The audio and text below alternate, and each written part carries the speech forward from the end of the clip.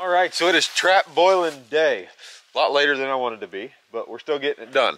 So anyway, got everything going. Got the boil pot finally boiling here. There was about 4 inches of ice on top of it this morning, so we had to thaw quite a bit. But she's rolling down in there real good. And I left the walnuts in there, you know, kind of get that last little bit off of them. And then I've just got that little strainer there, dip them right out. And I got my traps laid out here. These are all the ones I'm real concerned about. These are all the canine traps. All the other stuff is not quite as important. Many of you guys mentioned you want to do some painting videos, so I think I'll save quite a few of those, and we'll do a separate video just on the acetone and Rust-Oleum or paint thinner, kind of just dipping them in paint. But I still like to go ahead and boil and wax my canine traps. I've just done it for years, and that's just the way I like to do it. So I've got them all strung out here. I've been through them all. They're in groups of 5 and 6. There's roughly about 100 traps laying out through here, and they're all wired up. Keep them kind of half-assed, kind of organized. But we're gonna go ahead and just take them and dump them in that barrel there. Give them, I don't know, 15-20 minutes or so. You can check them. These here traps are, the majority of them are old enough and they've got good enough rust and they've been dyed enough that they'll take dye. They'll come out looking jet black in just a short amount of time. So anyway, some of the newer ones there you can see. I got a few new traps this year. I've rusted them up. Got the oil off of them. I sprayed vinegar on them for about a week, and you can see they actually rusted up quite well. Here's some 650s and some 550s, but they don't look near as good compared to the old ones. But anyway, we'll do some trap dyeing. All right, so it's been about 20 minutes or so. You know, our traps they're as good as they're going to get in there. Now we're kind of rushing with time, so in the interest of time, I went ahead, got another fire going. Normally I just use the same fire for waxing, but we're kind of trying to beat the daylight today, so we're gonna go ahead and just take these traps out, and then once that pot gets hot, then we'll just wax. We'll just keep a rotation going. But if you guys saw my other video about removing the wax, this is the part where we're doing this. So we've got all these traps in here. All this old wax from last year is now sitting at the top of this barrel because the wax floats. So rather than pulling these traps back up through that old wax, which is making all of what we're doing kind of for naught, I'm just going to take a bucket here. I've brought the water level up the whole time, just right close to that that pipe there.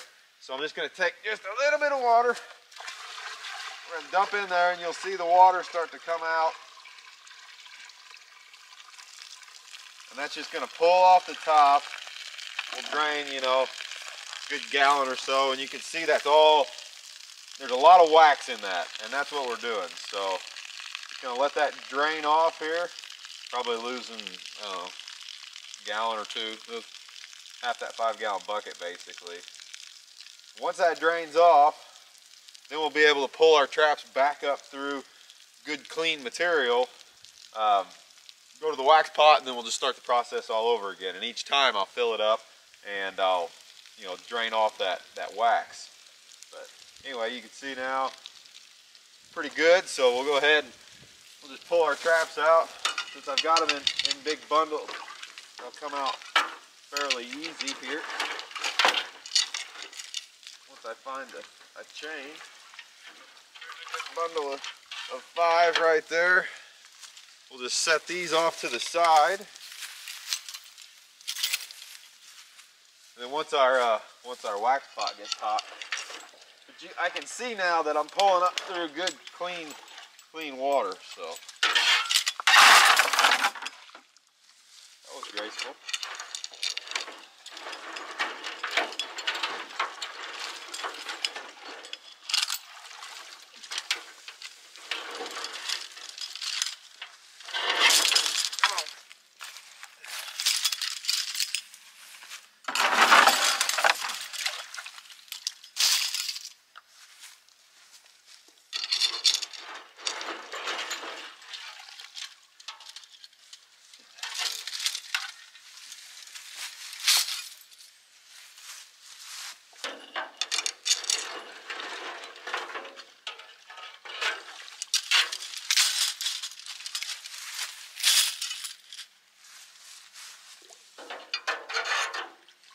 All right, so that's all our traps out. Just refill and repeat the process here.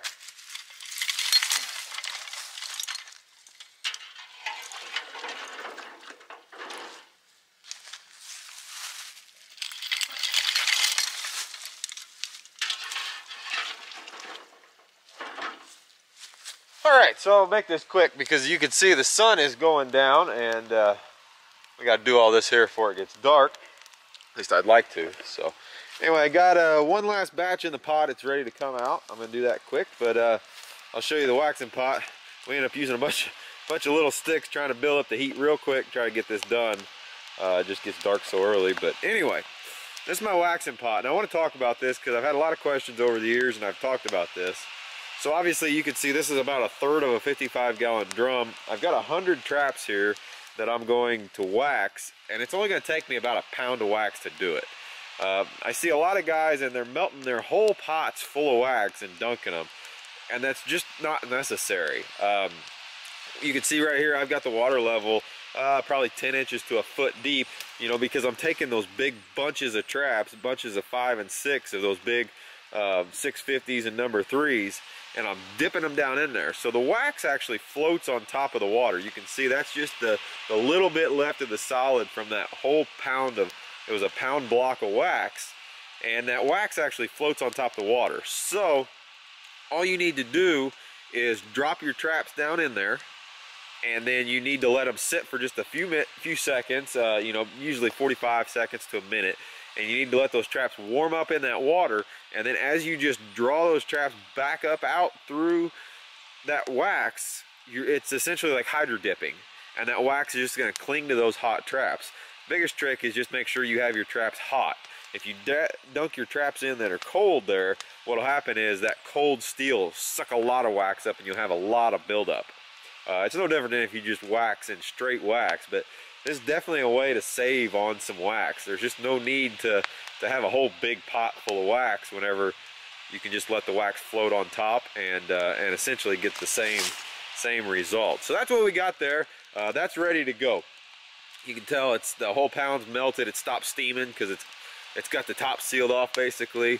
I've just poured the water on that last batch, so it's ready to come out. But I'll set you up here and I will dunk just a few rounds of traps so you can see what I'm talking about. But pretty good method. You will also notice too, I'll have questions. I did not open the jaws on any of these. You know, I'm not looking for a real heavy coat of wax. I've done it both ways over the years, and honestly I'm just getting just a real small coat of wax on these traps, so it's just as easy to just break them all open whenever you set them the first time, as opposed to, you know, if I was only doing, you know, a dozen traps, I'd open the jaws a little bit, put a stick or something in there, but whenever I've got 100 traps here, it's just not really worth it to me. So also I get questions all the time about, is this boiling process going to take the temper out of springs? And no, it will not.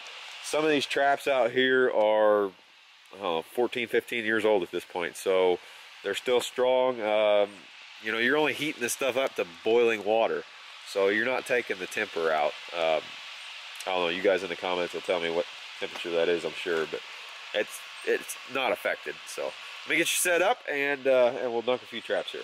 All right, so it's real simple here. Like I said, I'm not waxing the chains on my anchors. I'm just dipping in. I'm just getting the traps.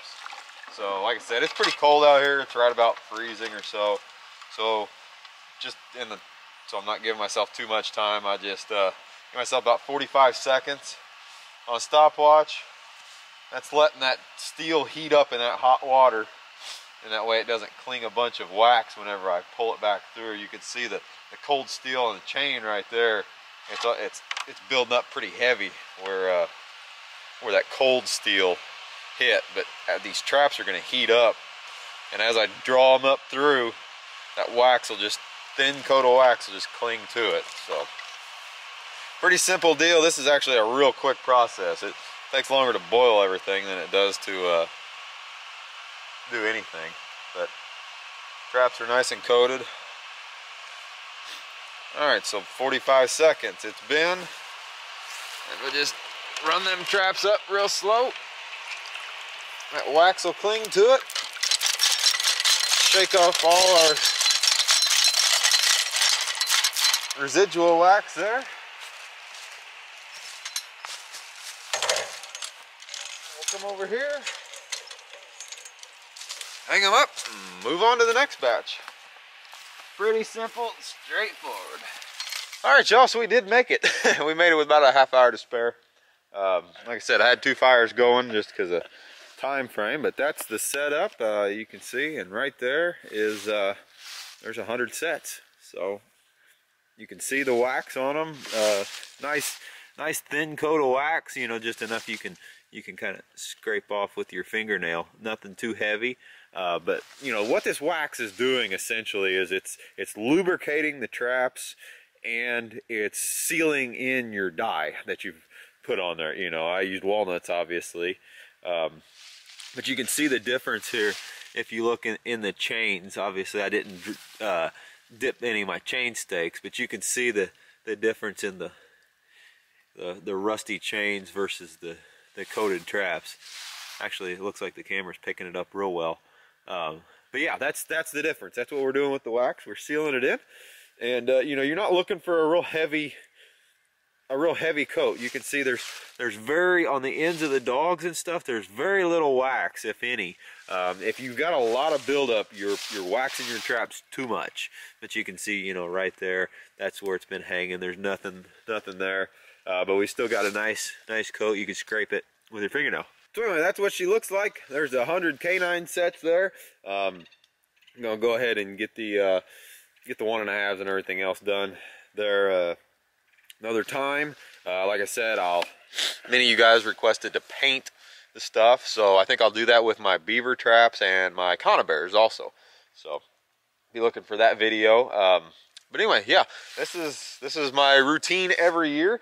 This year just happened to be a little later than usual, but got it all done still in one afternoon, so real happy for that. I'm gonna let these fires die down and let these traps hang for a day or so, and then you know, they'll be good to go. All right, y'all, so I appreciate all the interest in the trap prep. If you guys have any further questions or maybe suggestions for future videos, definitely leave them in the comment down below. If not, y'all, as always, I appreciate the view. We'll see y'all in the next one.